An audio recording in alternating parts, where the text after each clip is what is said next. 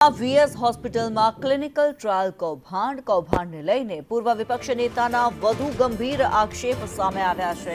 Clinical ટ્રાયલમાં 3 થી 4 લોકોના મોત થયા હોવાનું રાજશ્રી કેસરી દ્વારા કહેવામાં આવ્યું છે। સુપ્રિન્ટેન્ડન્ટના પત્રને આધારે ક્લિનિકલ રિસર્ચ થતું હતું। મુખ્ય આરોપીઓને બચાવવા માટે માત્ર દેવાંગ સામે પગલાં લેવામાં આવી રહ્યા છે। મનપા પોલીસ ફરિયાદ નહીં કરે તો અમે ફરિયાદ કરીશું। કોંગ્રેસ પાર્ટી તરફથી અમે ફરિયાદ કરીશું તેવું રાજશ્રી કેસરી દ્વારા જણાવવામાં આવ્યું। એક વ્યક્તિ મારી પાસે આવ્યો હતો, પૈસા નહીં મળ્યાની રજૂઆત મને કરી હતી તેવું રાજશ્રી કેસરી દ્વારા જણાવવામાં આવ્યું છે। તે પછી આ મુદ્દો ઉઠાવવામાં આવ્યો છે। પારુલબેનને જાણ હતી કે આ રીતે કૌભાંડ ચાલી રહ્યું છે અને કેટલાક દસ્તાવેજમાં પારુલબેનની સહી હોવાની વાત પણ રાજશ્રી કેસરી દ્વારા કરવામાં આવી। ક્લિનિકલ ટ્રાયલના નામે વીએસ હોસ્પિટલમાં કરોડો રૂપિયાનું કૌભાંડ થયું ને આ મુદ્દો સૌથી પહેલાં ઉઠાવ્યો હતો રાજશ્રી કેસરી કે જેઓ કોંગ્રેસના કોર્પોરેટર છે। એને સૌથી પહેલાં આ મુદ્દો તમે ઉઠાવ્યો, કઈ રીતે તમને જાણ થઈ અને આ કૌભાંડને લઈને તમે વધુ કેટલાક આક્ષેપો કરેલા છે? હાજી, આ કૌભાંડ એક પેશન્ટ હતું કે જેને ક્લિનિકલ ટ્રાયલના પૈસા નહીં મળેલા, એટલે આ ક્લિનિકલ ટ્રાયલમાં એને પૈસા નહીં મળેલા એટલે મારી પાસે આવેલું। એના પરથી મેં તપાસ કરતા કે આવું ક્લિનિકલ ટ્રાયલ ચાલે છે વીએસ હોસ્પિટલની એસવીપી હોસ્પિટલમાં, એની મને ખબર પડેલ। એના પછીથી મેં બજેટ સત્ર દરમિયાન કમિશનર સાહેબને આના વિશે રજૂઆત કરી હતી। ત્યારે કમિશનર સાહેબે મને કહ્યું હતું કે મને હૈયાધારણ આપી હતી કે રાશિબેન હું આમાં તપાસ કરીશ અને તપાસ કરીને હું આમાં જણાવીશ આપને।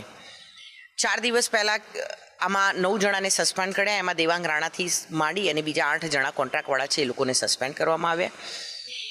એના પછીથી પરમ દિવસે અમદાવાદ મ્યુનિસિપલ કોર્પોરેશને પ્રેસ કોન્ફરન્સ કરી અને પ્રેસ કોન્ફરન્સ કરીને એવું જાહેર કર્યું કે આ કોઈ પણ બનાવ વિશે પારુલબેન શાહ જે અત્યારે ડીન છે એને જાણ નહોતી, કે અમદાવાદ મ્યુનિસિપલ કોર્પોરેશનના કોઈ પણ અધિકારીને જાણ નહોતી। એટલા માટે મારે એ જાહેર કરવું પડ્યું કે પારુલબેનને આ કેસ વિશે પૂરેપૂરી માહિતી ખબર હતી। મારી પાસે એક લેટર છે, આ લેટરમાં એવું બતાવવામાં આવે છે કે આ પારુલબેન શાહે પોતે નીચે નોટેડ કરીને સાઇન કરી છે। દેવાંગ રાણા એક લેટર લખે છે પારુલબેન શાહને કે મારા પ્રિન્સિપલ ઇન્વેસ્ટિગેટર તરીકેના જે નાણાં છે એ મારા એકાઉન્ટમાં જમા થાય અને આ ક્લિનિકલ ટ્રાયલ માટેના જે પૈસા છે મારા એકમાં જમા થાય। એ પૈસામાં નીચે પારુલબેને નીચે સહી કરી છે।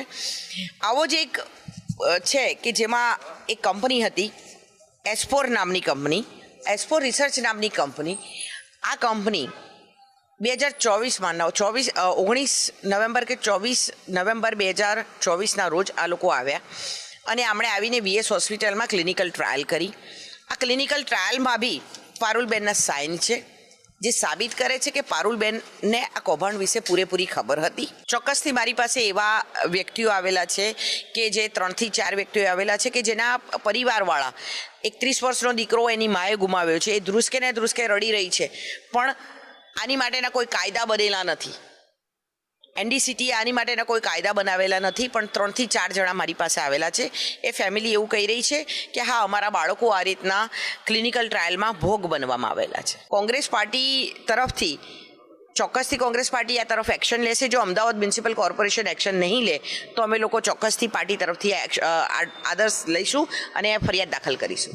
તો જે પ્રમાણે રાજશ્રી કેસરી છે તે કહી રહ્યા છે કે જો અમદાવાદ મ્યુનિસિપલ કોર્પોરેશન આ અંગે ગંભીરતા નહીં દાખવે અને પોલીસ ફરિયાદ નહીં દાખલ કરાવે તો ચોક્કસ આગામી સમયમાં કોંગ્રેસ પાર્ટી તરફથી ફરિયાદ દાખલ કરાવવામાં આવશે। કેમેરામેન સંદીપ રાઠોડ સાથે કશ્યપ જોશી।